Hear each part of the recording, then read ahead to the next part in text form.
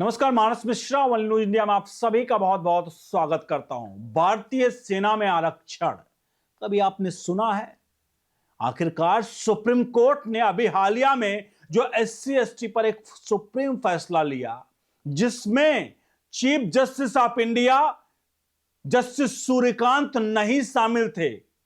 और यह फैसला ऐसा था जहां एससी एसटी ओबीसी में को अब जनरल कैटेगरी में जो बची सीटें जनरल की हैं, जो अनरिजर्व सीटें हैं, उनमें एंट्री करा दी गई।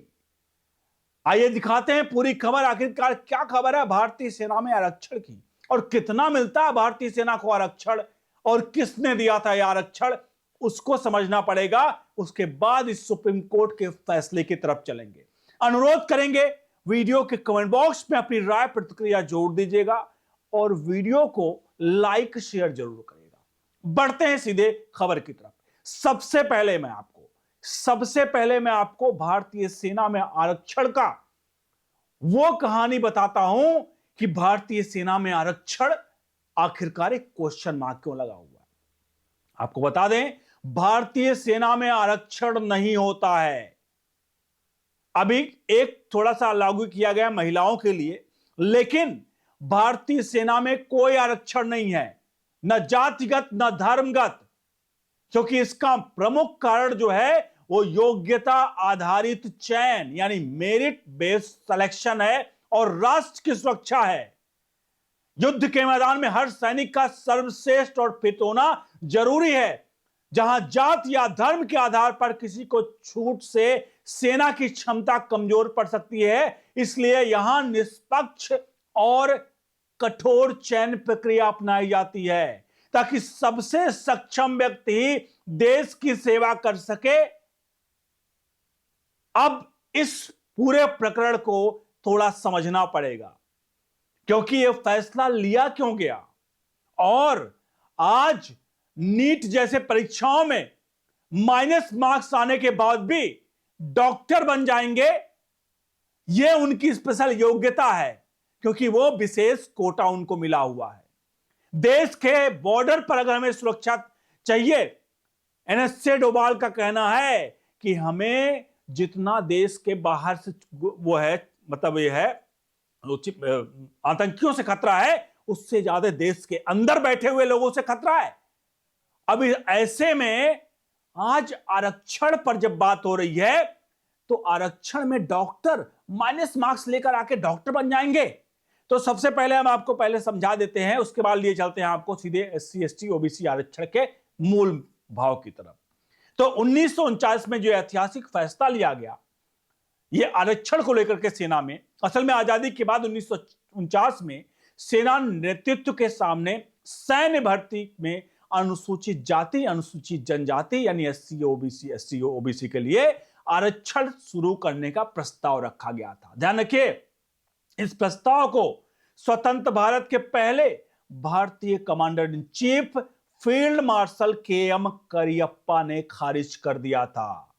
उनका मानना था कि सेना मानकों को किसी भी तरह की ढील नहीं दी जा सकती है।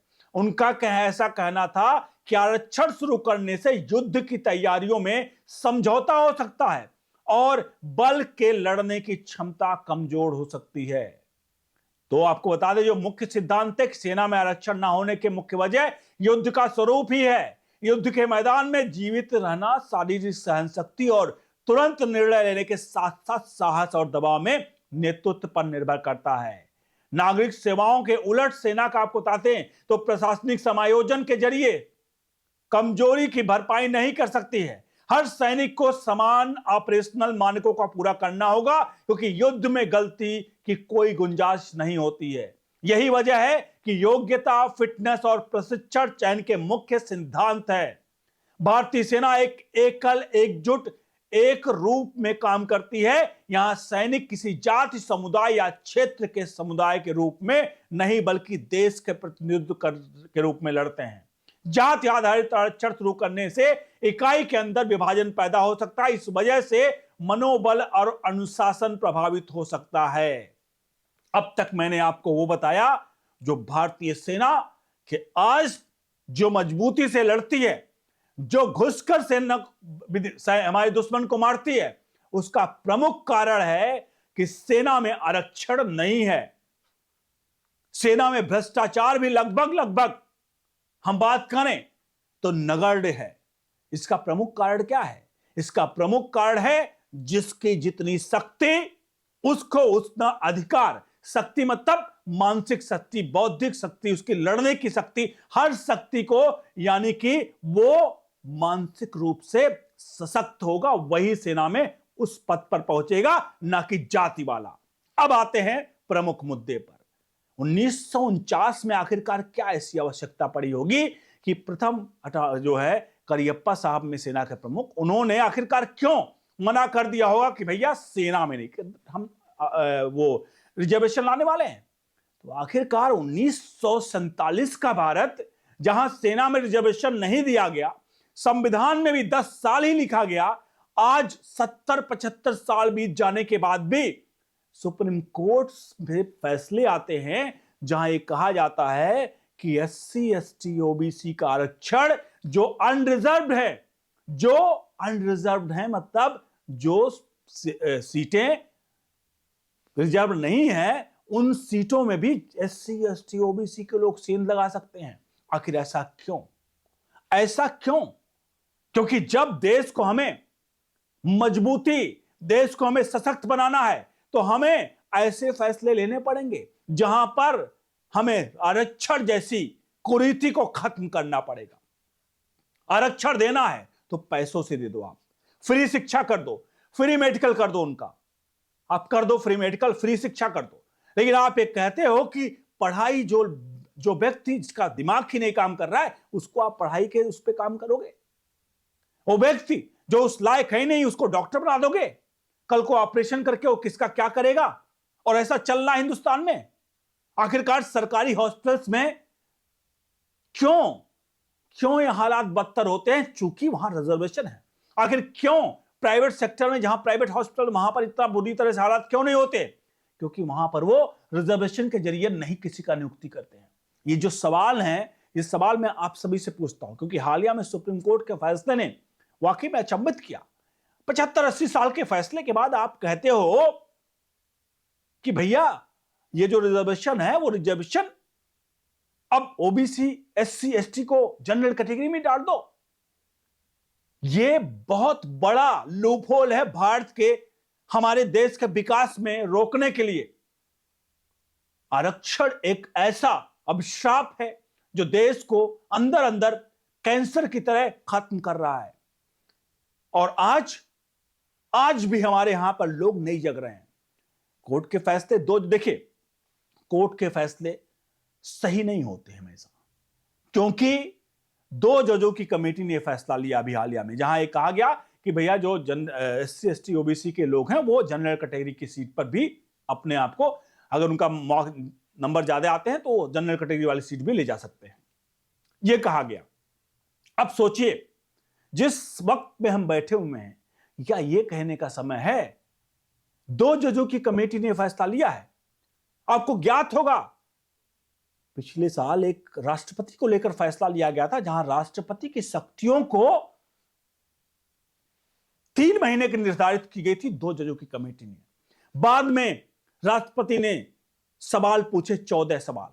उस 14 सवाल के जवाब में जब चीफ जस्टिस ऑफ इंडिया के उसमें कमेटी बैठी, बाद में उस फैसले को पलट दिया गया और सुप्रीम कोर्ट ने ही वही फैसला सुनाया था। इसलिए जो लोग कहते हैं कि सुप्रीम कोर्ट के सारे फैसले सही होते हैं, सुप्रीम कोर्ट के फैसले भी पलटे जाते हैं और खुद सुप्रीम कोर्ट ही पलटता है।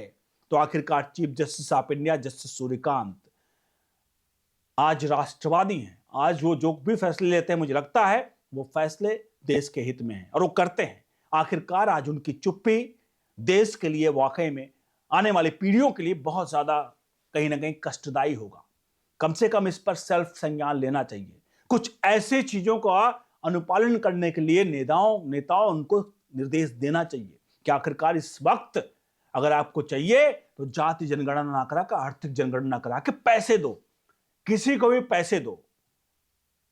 आप पैसे से मजबूर, आज का वक्त है, आप किसी को पैसे दीजिए, वो पैसों से सख्त हो जाएगा। आप फ्री पढ़ाई कर दीजिए, आप उसके पूरे जीवन की पढ़ाई फ्री कर दीजिए, वो अच्छा है। लेकिन आप जो व्यक्ति जिसका काबिल नहीं, उसको डॉक्टर बना दोगे ऑपरेशन कराने के लिए, सोचना जरा।